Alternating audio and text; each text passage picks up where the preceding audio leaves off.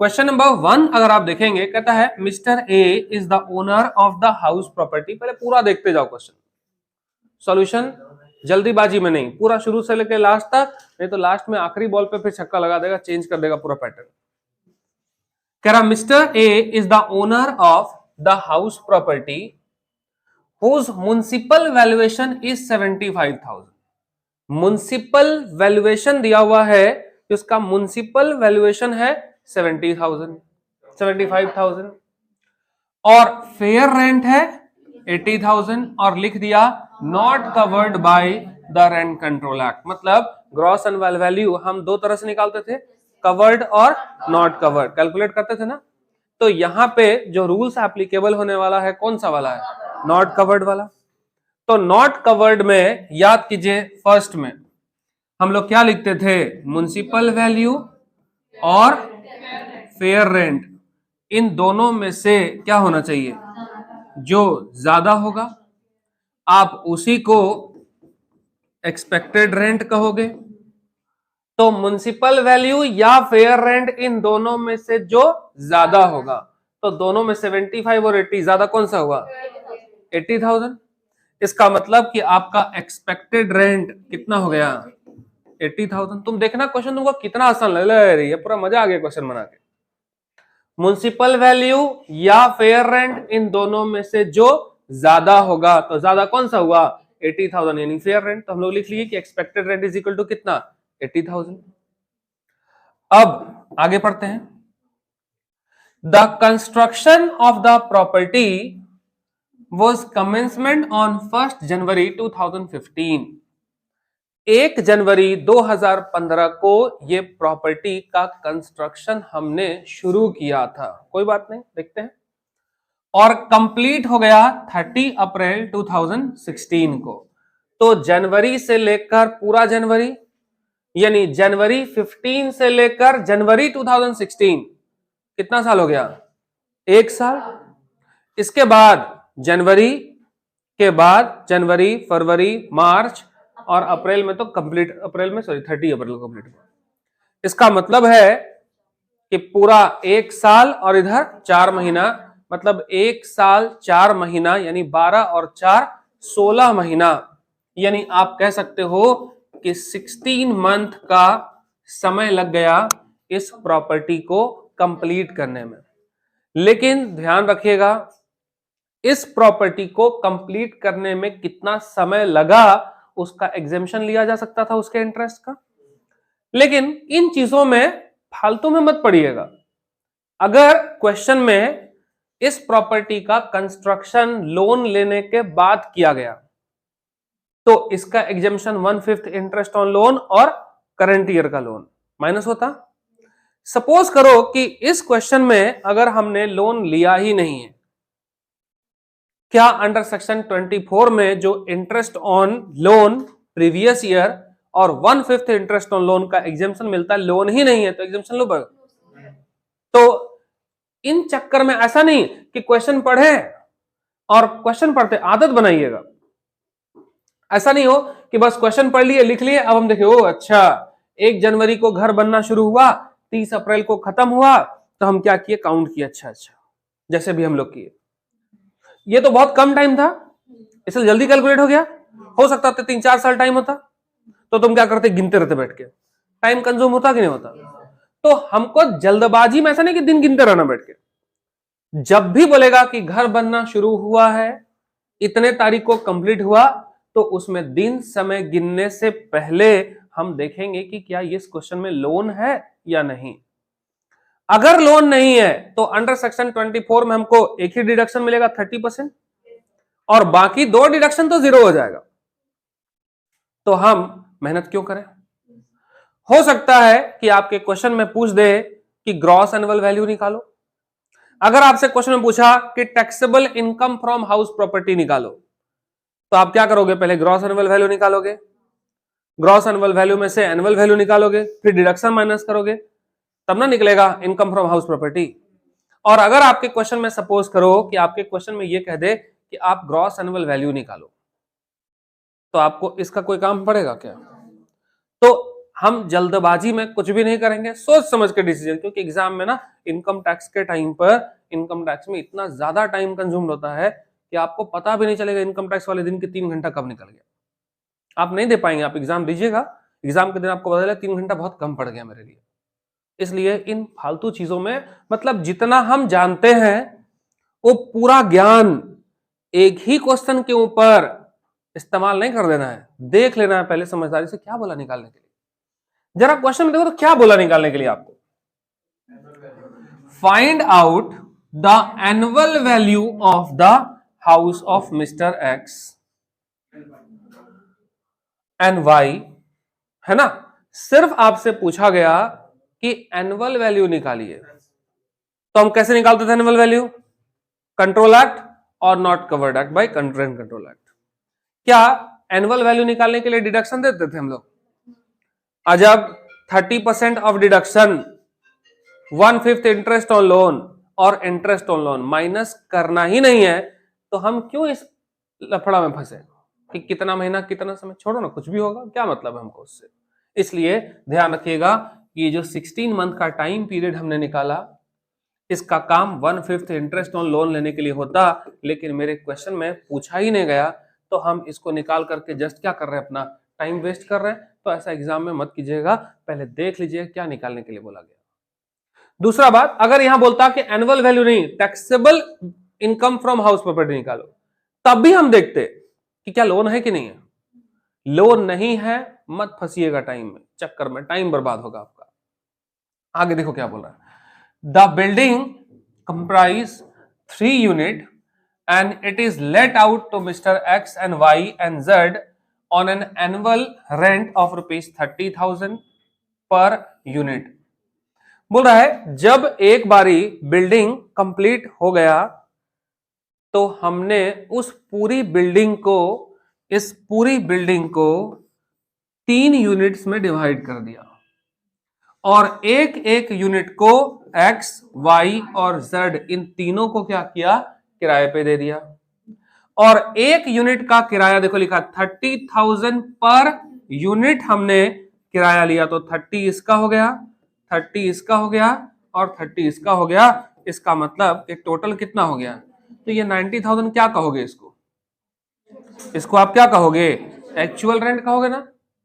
तो municipal value या fair rent expected rent हो चुका है, और दूसरा आप क्या कहोगे? Actual rent 30,000 into 3 part 90,000। क्या आपको इसमें कहा गया क्वेश्चन में कि एक घर का इस्तेमाल अपने सेल्फ रेसिडेंस के लिए करता है? तो एक घर का कंस्ट्रक्शन हुआ और उसने तीनों को किराए पे लगा दिया गया, तो तीनों का इनकम होगा, कहीं और रह रहा होगा। सेल्फ ऑक्यूपाइड वाला घर खुद बनाया होगा, ये एक्चुअल में बनाया होगा कॉमर्शियल यूज के लिए, किराए पे देने के लिए। इसका मतलब म्युनिसिपल वैल्यू या फेयर रेंट दोनों में से जो ज्यादा होगा उसको एक्सपेक्टेड रेंट कहते हो। उसको कंपेयर किससे करोगे? एक्चुअल रेंट से। एक्चुअल रेंट से कंपेयर किए। अब 1 और 2 है ना, हम लोग पढ़े थे ग्रॉस एनुअल वैल्यू कौन सा होगा, है ना, विच इज मोर फ्रॉम 1 और 2। तो दोनों में से ज्यादा कौन सा हुआ? इसका मतलब कि हमारा gross annual value is equal to कितना हो जाएगा? 90,000। और इस क्वेश्चन के लिए आपका यही क्या हो गया? आंसर हो गया। और कुछ निकालना है इसमें क्या? अच्छा, ये क्या निकल गया मालिक? Gross annual value. आपको क्या निकालने के लिए कहा गया? तो अब आप क्या करेंगे, ये आपका निकल गया क्या? Gross annual value. कोई दिक्कत है? अब आपसे कहा गया एनुअल वैल्यू निकालो, तो ध्यान रखिएगा ये जो आप निकाल रहे थे, ये अभी हमेशा हर हाल में याद रखिएगा, ये वर्किंग नोट है, क्योंकि हम वर्किंग नोट निकालते हैं ग्रॉस एनुअल वैल्यू के लिए। बन जाएगा, हटा सकते हैं यहां से। अब देखो, जैसे ही आप ग्रॉस एनुअल वैल्यू निकाल लेंगे, अब आपको पूरा फॉर्मेट पे जाना पड़ेगा, है ना। अब आप लिखेंगे यहां पे कैलकुलेशन ऑफ एनुअल वैल्यू क्योंकि आपसे क्वेश्चन में taxable income from house property calculate करने के लिए नहीं कहा गया। अगर आपसे कहता कि taxable income from house property निकालो, तो हम लिखते कि calculation of taxable income from house property of mister जो भी होगा for the financial year, assessment year, जो भी होगा सारा कुछ लिखोगे। लेकिन फिलहाल तो अभी कुछ बोला नहीं गया, तो आप क्या करोगे, इतने में क्लोज करोगे। अब यहां जब हम फॉर्मेट के अंदर लिखते थे तो क्या लिखते थे सबसे पहले, तो ग्रॉस एनुअल वैल्यू लिखेंगे, ठीक है। अभी हम लोग का ग्रॉस एनुअल वैल्यू कितना आया था, 90,000, और हम यहां मेंशन कर देंगे नोट नंबर 1। तो नोट में हम वो चीज निकालेंगे कि हमारा ग्रॉस एनुअल वैल्यू कैसे आया। इसमें से हम लेस करते हैं म्युनिसिपल टैक्स। तो इस क्वेश्चन में देखना पड़ेगा कि क्या कोई म्युनिसिपल टैक्स है क्या या नहीं। देखो तो म्युनिसिपल टैक्स क्या था, mister A paid a municipal tax of ₹12,000 for the entire building during the previous year. पूरे बिल्डिंग में कितने कमरे थे, और ये जो म्युनिसिपल टैक्स 12,000 रुपीज पे किया गया, ये एक बिल्डिंग का है कि तीनों का है। तो ध्यान रखिएगा, अगर एक बिल्डिंग का लिखा हुआ है तो फिर मल्टीप्लाई करते हैं हम लोग। लेकिन कह दिया कि पूरी बिल्डिंग का म्युनिसिपल टैक्स कितना है, 12,000 है, तो हम 12,000 रुपीज म्युनिसिपल टैक्स इसमें से क्या किए, माइनस कर दिए। माइनस करोगे आएगा कितना, 78,000। ये क्या निकल गया आपका, एनुअल वैल्यू। हाँ, इसमें से भी हम लेस करते डिडक्शन अंडर सेक्शन 24। तो फर्स्ट डिडक्शन 30% होता, तो हम फर्स्ट डिडक्शन 30%, यानी हम यहां लिखते डिडक्शन अंडर सेक्शन 24, उसमें फर्स्ट डिडक्शन होता हमारा 30% ऑफ किसका, एनुअल वैल्यू का। लेकिन कब कैलकुलेट करते, अगर मेरे से कहता क्वेश्चन में कि taxable income from house property निकालो, तो हम कैलकुलेट करते। इंटरेस्ट ऑन लोन 0 हो जाता, 1/5 इंटरेस्ट ऑन लोन भी 0 हो जाता। क्यों होता, क्योंकि इस क्वेश्चन में लोन ही नहीं है, तो कहां से निकालोगे फिर। समझ में आ गया बात। तो इस क्वेश्चन में मेरा आंसर क्या होगा, यही होगा, क्योंकि मेरे से और कुछ निकालने के लिए बोला नहीं, इस वजह से हम इसको आगे डिसकंटिन्यू करेंगे, कंटिन्यू नहीं करेंगे, छोड़ दीजिएगा, हो जाएगा काम। इस तरह से मालिक आप क्वेश्चन नंबर 1 बना सकते हैं।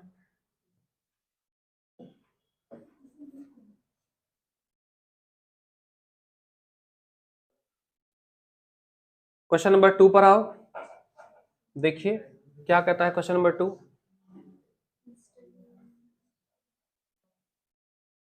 कह रहा mister A is the owner of house property in Delhi. Mister A owner है किसी प्रॉपर्टी का दिल्ली में, लिखिए उतारिए मत, वीडियो मिल जाएगा आपको, वहां से देख करके जो करना हो कर लीजिएगा, पर यहाँ पे पूरा फोकस कीजिए खाली समझने पे। कर आपसे मिस्टर ए ओनर है हाउस प्रॉपर्टी का, घर कहाँ है, ये सैलरी चैप्टर नहीं है, ये हाउस प्रॉपर्टी है। तो यहां ध्यान रखिएगा, metro city non metro city इससे मेरा कोई इफेक्ट नहीं होता, कोई फर्क नहीं पड़ता। क्यों नहीं होता, क्योंकि अगर दिल्ली में घर है तो उसका म्युनिसिपल वैल्यू दिल्ली के अकॉर्डिंग ही कैलकुलेट किया गया होगा। आपका घर राजस्थान में है तो राजस्थान के अकॉर्डिंग ही उसका म्युनिसिपल वैल्यू या फेयर वैल्यू तय किया, यानी municipal value, fair rent, actual rent, जो कुछ भी आपके क्वेश्चन में दिया हुआ है वो ऑलरेडी उस शहर के अकॉर्डिंग ही आपको दिया हुआ, तो अलग से इसका कोई रूल होता नहीं है। इसलिए जैसे हम लोग निकालते थे ना रेंट फ्री, सॉरी ये हाउस रेंट अलाउंस, तो उस टाइम में फर्क पड़ता था कि आप कहां रह रहे हो सैलरी चैप्टर के लिए। इसमें ऐसा कोई प्रॉब्लम नहीं है, इसलिए इसको इग्नोर करिए, कोई प्रॉब्लम, कोई दिक्कत नहीं है। कहता है the construction of the property was completed on 30 November 2016। Construction complete हो चुका है, इसको हम दिन, महीना और समय गिनती जरूर करेंगे। कब, अगर क्वेश्चन में लोन होगा तो। जल्दी से पढ़िए, कहीं से भी आपको क्वेश्चन में लोन दिख रहा है, लोन, कहीं से भी कोई लोन दिख रहा है आपको क्या? जब लोन ही नहीं है तो हम आपको क्या बोले थे, पहले क्वेश्चन में आपको बोले थे समय बचाना हम लोग को। तो जब हम क्वेश्चन पढ़ देते हैं लोन ही नहीं है तो हमारा टाइम क्यों खराब करेंगे, आगे बढ़ो, कोई मतलब नहीं, ignore. The property consist of 4 unit, काम है इसका। एक प्रॉपर्टी है और इस प्रॉपर्टी का पार्ट कितना है, 4 अलग अलग पार्ट है। Actual rent receive for each unit is ₹48,000 per annum. यानी एक यूनिट का प्राइस इसको रिसीव होता है एक्चुअल रेंट कितना, 48। तो ऑब्वियसली इसका भी एक्चुअल रेंट 48,000, इसका भी 48 और इसका भी क्या होगा, 48,000 रुपीज रिसीव होता है। यानी आप बोल सकते हो कि आपके क्वेश्चन में एक्चुअल रेंट दिया हुआ है 48,000 और 4 प्रॉपर्टी का, तो मल्टीप्लाई कर लोगे कितना आ जाएगा, 1,92,000 हो गया ना। मतलब ये मेरा क्या निकल गया, एक्चुअल रेंट। देखते हैं आगे। Standard rent of the property under the Delhi rent control act is ₹2,20,000। अब दूसरा आपके पास स्टैंडर्ड रेंट दिया हुआ है 2,20,000 का। इसके बाद municipal value of the property is ₹1,65,000। तो म्युनिसिपल वैल्यू 1,65,000 और rent of the similar property in the same locality is ₹2 lakh. मतलब क्या दिया हुआ है, क्या लिखा है, फेयर रेंट लिखा हुआ है क्वेश्चन में 2 लाख रुपीस का। हो गया। Municipal tax paid for the whole house, इन चारों का म्युनिसिपल टैक्स, इन चारों का municipal tax is equal to, आपके क्वेश्चन में कह दिया कि पूरा होल हाउस कितने का है, 35,000 का है। आपसे कहता आपसे कि 3 unit are let out for the residential purpose and 1 for the professional purpose. यानी ये जो प्रॉपर्टी है 1, 2, 3, इस 3 प्रॉपर्टी का इस्तेमाल कहां करते हो, रेसिडेंटल, ये रेसिडेंटल और ये भी क्या है, रेसिडेंटल। और ये वाला जो हाउस प्रॉपर्टी है क्या है, प्रोफेशनल है। आपको एक चीज हम बताए थे, थ्योरी याद करो। कोई भी हाउस प्रॉपर्टी अगर उस प्रॉपर्टी का इस्तेमाल हम खुद कर रहे हैं रेसिडेंटल पर्पस के लिए, तो उसको सेल्फ ऑक्युपाइड माना जाता है, उसका रूल अलग होगा। अगर कोई भी हाउस प्रॉपर्टी है उसका इस्तेमाल हम खुद के बिजनेस या खुद के प्रोफेशन में इस्तेमाल कर रहे हैं, तो वो टैक्सेबल किस में होगा, बिजनेस प्रोफेशन चैप्टर में टैक्सेबल होगा। लेकिन इसके लिए जरूरी क्या है कि ओनर ऑफ द प्रॉपर्टी जो भी होगा उसके ही नाम से बिजनेस होना चाहिए। यानी अगर हम उस बिजनेस के ओनर हैं तो बिजनेस मेरा भी होना चाहिए, उस प्रॉपर्टी के ओनर अगर हम हैं तो मेरे ही नाम का बिजनेस होना चाहिए, मेरा खुद का उसमें प्रोफेशन होना चाहिए। तो उस केस में वो इनकम टैक्सेबल कहां होगा, बिजनेस प्रोफेशन चैप्टर में। आप जरा इस क्वेश्चन में समझो, इस क्वेश्चन में क्या बोला आपसे कि 4 प्रॉपर्टी है, 4 में से 3 house property, 3 property residential purpose के लिए उसने किराए पे दिया और एक हाउस प्रॉपर्टी जो था उसने प्रोफेशन के लिए किराए पे दिया। ये थोड़ी बोल रहा तुमसे कि वो खुद का प्रोफेशन उसमें कर रहा है। अब आप बताओ, हम आपको अपना मकान किराए पे दे, आप उसमें बिजनेस करोगे कि प्रोफेशन करोगे कि उसमें पुदीना लगाओगे, हमको से क्या मतलब है। हमको सिर्फ इतना मतलब है कि क्या वो प्रॉपर्टी हमने आपको रेंट पे दिया कि नहीं दिया। वो मकान हो, दुकान हो, बिजनेस करो, प्रोफेशन करो, आटा चक्की खोलो, हमको उससे क्या फर्क पड़ना है। तुम कुछ मत करो, ताला बंद करो, हमको उससे क्या मतलब है। तुम स्मगलिंग करो ना, हमको कोई फर्क नहीं पड़ता। हमको मतलब है कि मैंने आपको रेंट पे दिया है, तुम इलीगल बिजनेस करो कि लीगल बिजनेस करो, तुम्हारा प्रॉब्लम है, तुम्हारा मैटर है। मेरे लिए व्हाइट मनी कौन सा होगा, जो रेंट रिसीव हो रहा भाई उससे मुझे डिस्क्लोज करना है, बाकी आप कुछ भी करो उससे कोई फर्क पड़ता नहीं। तो हमारे ना कंसेप्ट सिर्फ इतना एक यहाँ पे कि अगर हमने हाउस प्रॉपर्टी खुद के लिए और रेसिडेंटल पर्पस के लिए रखा है तो वो टैक्सेबल नहीं होगा, तो उसको इग्नोर करोगे क्योंकि उसका वैल्यूएशन अलग निकलता है। सेल्फ ऑक्युपाइड अभी हम लोग शुरू नहीं किए। लेकिन किसी अदर पार्टी को अगर हमने रेसिडेंट के लिए दिया तो हम उसको लेट आउट प्रॉपर्टी मानेंगे। और अगर उस प्रॉपर्टी के अंदर मेरे खुद का बिजनेस होता, खुद का प्रोफेशन होता, तो वो बिजनेस प्रोफेशन में टैक्सेबल होता है। लेकिन अगर वही प्रॉपर्टी हमने किसी और को बिजनेस के लिए दी, किसी और को प्रोफेशनल के लिए दिया, तो उसके लिए हम उसको लेट आउट प्रॉपर्टी ही मानेंगे। मतलब प्रॉपर्टी 4 है, लेकिन क्वेश्चन को इस तरह से दिखाने का कोशिश किया कि आप थोड़ा कंफ्यूज हो जाए थोड़ी देर के लिए। क्या बोला आपसे? 3 unit are let out for residential purpose. 1, 2, 3 कमरा किसके लिए दिया? तुम्हारे लिए क्या है? इस प्रॉपर्टी के ओनर के लिए क्या है? वो लेट आउट प्रॉपर्टी है, ठीक है? आप तो खुद नहीं रह रहे हो ना। फिर क्या बोला गया कि एक प्रॉपर्टी किसके लिए दिया गया? प्रोफेशनल पर्पस के लिए दिया गया। दिए तो किराए पे ना, मेरा खुद का तो प्रोफेशन नहीं, तो क्या फर्क पड़ता है कि किसी को रहने के लिए कमरे के किराए पे दो या किसी को प्रोफेशन के लिए दो? प्रोफेशन का मतलब किसी डॉक्टर साहब को क्लिनिक खोलने के लिए दे दिया होगा, किसी वकील साहब को अपना चैम्बर बनाने के लिए दे दिया होगा, किसी चार्टर्ड अकाउंटेंट को ऑडिट के लिए दे दिया होगा, तो जो भी हो, लेकिन मेरे लिए ये प्रॉपर्टी भी क्या होगा? लेट आउट होगा। तो मेरे लिए 1, 2, 3 चारों प्रॉपर्टी क्या हो जाएगा? Let out. गलती से इसको बिजनेस प्रोफेशन में शामिल मत कर लीजिए, क्योंकि ये आपके खुद का बिजनेस नहीं है। हम बार बार क्लियर कर रहे हैं आपको। अब आपसे बोला find out the annual value of the property for the assessment year 2021, 22, 23। यहां पे कुछ भी हो जाएगा, 22, 23 कोई फर्क नहीं पड़ता। हाँ, तो इस क्वेश्चन में इस तरह से निकालना। अब जरा सोचो, यही जुगाड़ है जो आपके क्वेश्चन में, मतलब ये क्वेश्चन है। उम्मीद करते हैं क्वेश्चन समझ में आया होगा। अब सॉल्यूशन कैसे करोगे जरा सोचो तो। सबसे पहले क्या आप इस क्वेश्चन में देखो, क्या आपको बोला covered by rent control act और not covered by rent control act? तो हम आपको क्या सिखाए थे कि अगर क्वेश्चन में स्टैंडर्ड रेंट दिया है, दैट मींस कि वो covered by rent control act हो रहा है। क्वेश्चन में देखो तो स्टैंडर्ड रेंट है ना, तो अगर क्वेश्चन में स्टैंडर्ड रेंट है, इसका मतलब कि ये कौन सा हो गया? कवर्ड हो गया। तो इसका मतलब इसको कैसे सॉल्व करोगे? कवर्ड। चलिए अब क्वेश्चन सॉल्व करते हैं। म्युनिसिपल वैल्यू या फेयर रेंट, इन दोनों में से जो ज्यादा होगा। देखिए यहां म्युनिसिपल वैल्यू या फेयर रेंट, इन दोनों में से जो ज्यादा होगा। तो म्युनिसिपल वैल्यू या फेयर रेंट, इन दोनों में से ज्यादा कौन सा है? फेयर रेंट, मतलब 2 लाख। उसे हम कंपेयर करेंगे किससे? स्टैंडर्ड रेंट से। तो इसको हम कंपेयर करेंगे स्टैंडर्ड रेंट से। फिर हम लोग क्या पढ़े थे? दोनों में से जो कम होगा। तो दोनों में से कम कौन सा है? इसका मतलब इसी को आप कहोगे एक्सपेक्टेड रेंट। अब इस एक्सपेक्टेड रेंट को कंपेयर किससे करोगे? एक्चुअल रेंट से। फिर इन दोनों में क्या होना चाहिए? जो ज्यादा होना चाहिए। तो इन दोनों में ज्यादा कौन सा है? इसका मतलब कि मेरा ग्रॉस एनुअल वैल्यू कितना आ गया? काम खत्म, निकल गया ना। तो gross annual value is equal to 2 lakh.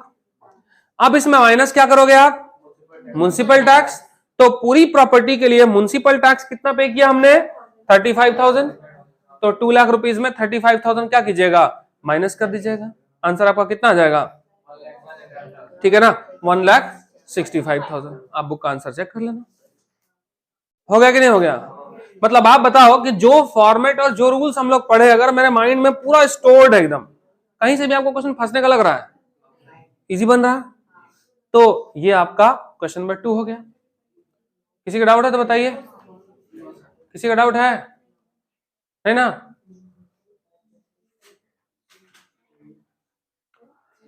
Third number question देखो, थोड़ा सा जल्दी जल्दी देख लीजिएगा, क्वेश्चन सॉल्व हो जाएगा ये भी। देखो कह रहा है compute the net annual value of the following information. Net annual value निकालना है, नेट एनुअल वैल्यू निकालना है। अब आपके पास सब कुछ निकाल के देता, आपके लिए और आसान हो गया क्वेश्चन। क्या पढ़े थे हम लोग? केस ए को पहले देखो, उधर बाद में देखेंगे। म्युनिसिपल वैल्यू या फेयर रेंट, म्युनिसिपल वैल्यू या फेयर रेंट है ना, म्युनिसिपल वैल्यू और फेयर रेंट, इन दोनों में से जो ज्यादा होगा। तो म्युनिसिपल वैल्यू या फेयर रेंट दोनों में से ज्यादा कौन सा है? तो ज्यादा हो गया। एक्चुअल रेंट भी है, देखो इसमें स्टैंडर्ड रेंट नहीं है, मतलब ये नॉट कवर्ड है, और बाकी सब में स्टैंडर्ड रेंट है। इसका मतलब ये सारा क्वेश्चन किसमें है? कवर्ड एक्ट में है। ठीक है, तो ये हो गया 1, और उसको कंपेयर किससे करोगे? Actual rent. देखिए तो एक्चुअल रेंट कितना हो गया इसमें? 69। अब इन दोनों में से जो ज्यादा होगा तो वो क्या कहलाएगा आपका? Gross annual value. यानी हमारा केस 1 में ग्रॉस एनुअल वैल्यू कितना निकला? अब इसमें से लेस करोगे म्युनिसिपल टैक्स, कितना हो जाएगा? तो 69,000 निकल गया आपका आंसर। लेकिन हाँ, अब जैसे हम लिख रहे हैं वैसे मत लिखिए, हम आपको क्वेश्चन डील कर रहे हैं, है ना, ये हम क्वेश्चन सॉल्व नहीं कर रहे हैं। तो जैसे सॉल्यूशन करोगे आप तो ऊपर लिखिएगा, हाँ, पूरा प्रॉपर फॉर्मेट बना करके उसके तरह लिख रहे हैं। अब सोचो जरा सा कि जब ये क्वेश्चन सॉल्व होगा तो ये क्या है, 1 अगर 2 बनाएगा तो नहीं बनेगा, 1 2 से तो ये क्वेश्चन आसान ही है, क्योंकि सब कुछ आपको पूरा परोस के दे दिया, बस सिर्फ खा लो। देखो ना, म्युनिसिपल वैल्यू या फेयर रेंट, म्युनिसिपल वैल्यू या फेयर रेंट, इन दोनों में से जो ज्यादा होगा ये रहा। उसको कंपेयर किससे करोगे, स्टैंडर्ड रेंट से। तो स्टैंडर्ड रेंट से जैसे ही कंपेयर करोगे,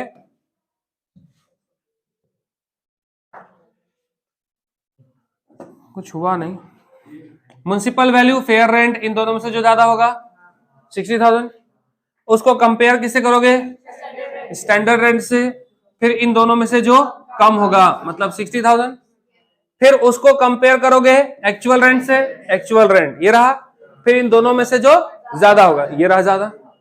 इसका मतलब कि मेरा gross annual value is equal to कितना हो गया 60,000, और इसमें से 4,800 माइनस कर देंगे, है ना, तो तुम्हारा जो भी निकलेगा ये निकल जाएगा तुम्हारा एनुअल वैल्यू, ये हो गया म्युनिसिपल टैक्स, और ये हो गया मेरा ग्रॉस एनुअल वैल्यू। कोई दिक्कत है? सेम इसके साथ भी वैसे ही, इसके साथ भी वैसे ही निकाल लीजिएगा। तो ये क्वेश्चन नंबर 3 तक हम लोग सॉल्व कर चुके।